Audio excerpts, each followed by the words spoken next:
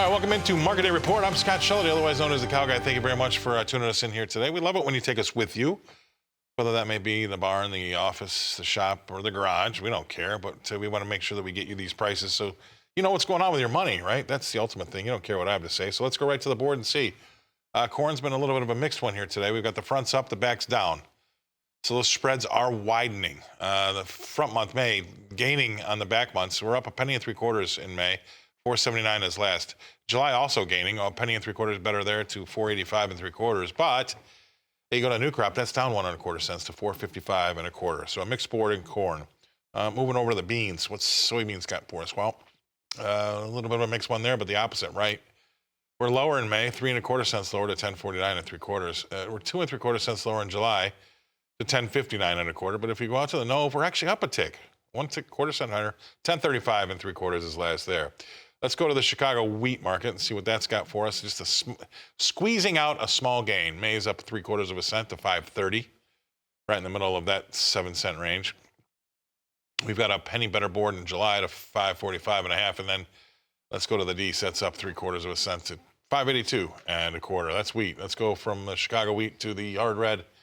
In Kansas City, we're up 1/4 in the front month, May, 538 even is last. We're down 1/4 in July, 550 1/2 is last.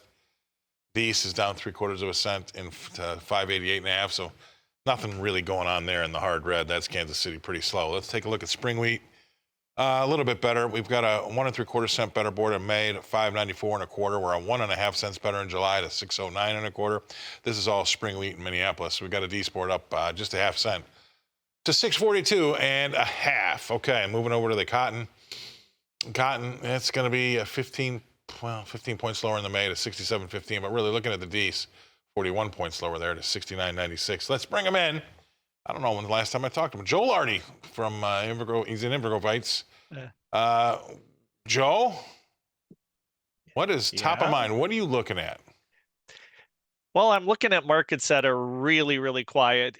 When you look at the D's corn today, a 2 3/4 cent range.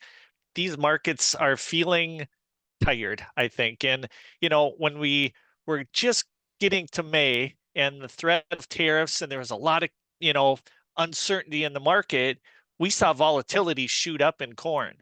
And now that things have kind of worked themselves out a little bit, we've seen vol drop off. We're kind of at about 21% vol. So we're probably down 7-8% from the beginning part of the month here.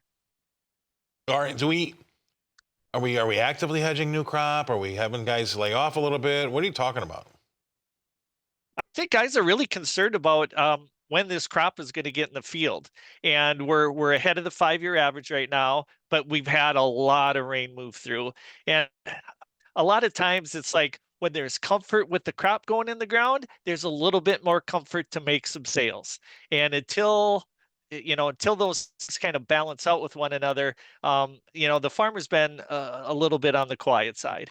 Yeah, I mean, it's that time of year. When I was a broker too, I remember, at the end of April, pretty much all of May, pretty quiet. But do they even try to keep an ear to the ground when it comes to the tariffs? Or we kind of moved beyond that? Now we're looking at weather and supply and demand, the old-fashioned things again?